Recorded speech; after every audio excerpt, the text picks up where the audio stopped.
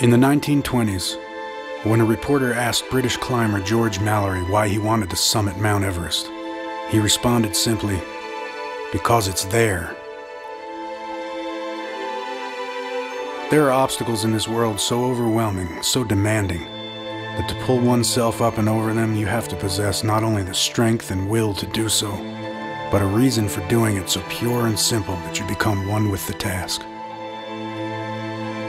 Extreme Enduro it's enduro has gone crazy.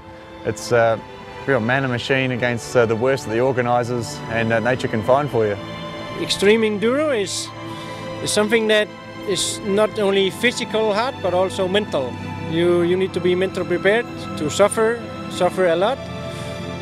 Also days after the race is really tough. Well, how can you explain it? I mean, it's just an enduro that is just that hard. It's relentless. It's just, there's nothing like it. It pushes you to your limit. You have to dig deep, and then there's nothing left, and it's still, you have to carry on, and it really is that challenge that you can't find anywhere else. It's physically incredibly hard. You're fighting for traction all the time, looking for the easiest lines up hills, over rocks. It's just a really tough sport.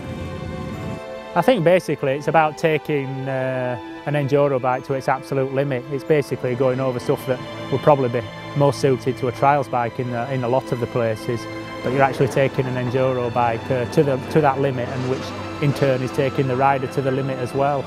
It's a combination of probably 3 or 4 different sports that is just unbelievable. You know, the 9.5 hours on a motorbike, it doesn't make sense, you know, so you know, you can't really explain it to somebody. It's extreme, and that's the only way you could probably put it.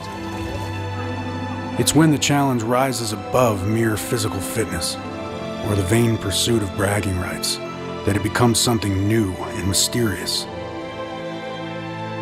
In the world of extreme enduro, this same mystery drives the competition headlong against impossible terrain and miserable weather, where a unique bond between man and machine struggles against all odds. I never give up, and I want to see the finish after this day. That's it. It's an easy thing.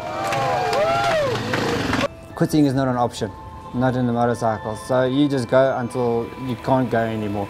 If the bike doesn't give you trouble, or you don't mentally or physically don't have a problem, there's no stopping. You just go until there's no more. I think the weekend warriors, they just look at us and think we're crazy. You know, they just don't think things are possible. And what do we see? And it's personally, I don't even know. I just enjoy it that much.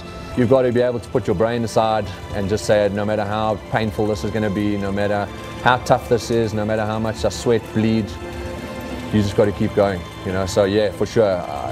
You know, in Afrikaans we call it vastbyt, and I don't know if the international guys will understand that, but you can't explain that to somebody. That's just something deep down that you just got to dig deeper than you could ever imagine.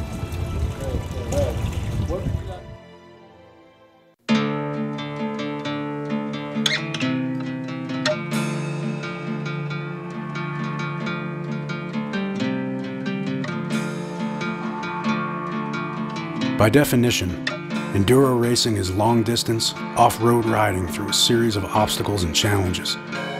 Each competitor and his motorbike pit against a time clock. One of the longest-running enduro events since 1913 is the International 6 Days Enduro, often referred to as the Olympics of Enduro.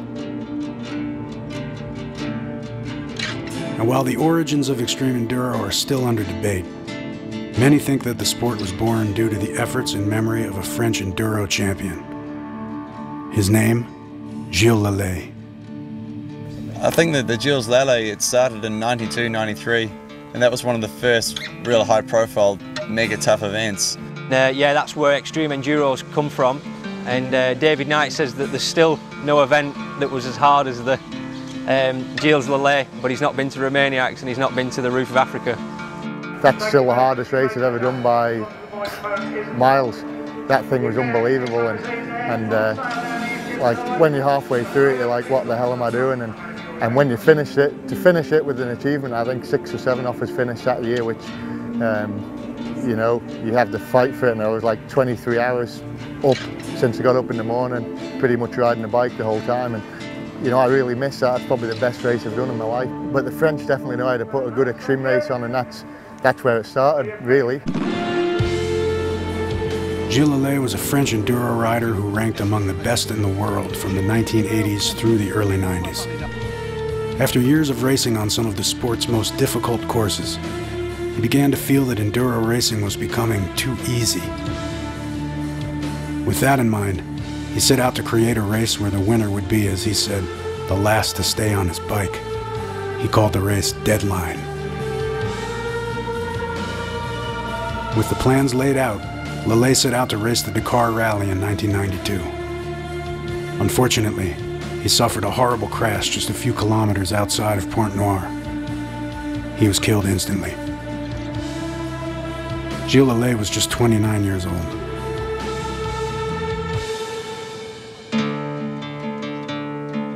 As a tribute to the racing legend, the Extreme Enduro race that he created took place the same year, and in memory of its founder, the name of the event was changed from Deadline to the Gilles Lelay Classic. Although it doesn't run anymore, this event has been infamously known as the toughest race in the world, and many believe it was the birthplace of Extreme Enduro as we know it today.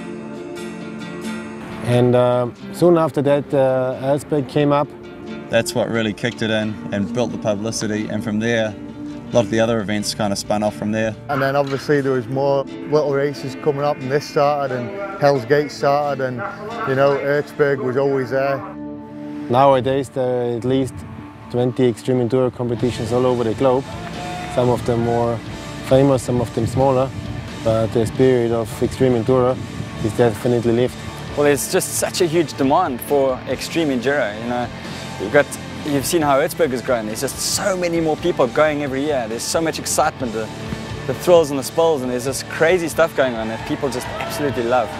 So the demand is there, and we have more events that have come on board, and the Roof of Africa they've made it even more difficult now to try and compete with the likes of the Romaniacs and the Ellsbergs. Yeah, now the sport, 2011, it's got a huge profile, possibly even bigger than the World Enduro Champs itself. People are following the event because I think people really they respond to Extreme Enduros because it replicates what they do on the bike at the weekends with their buddies.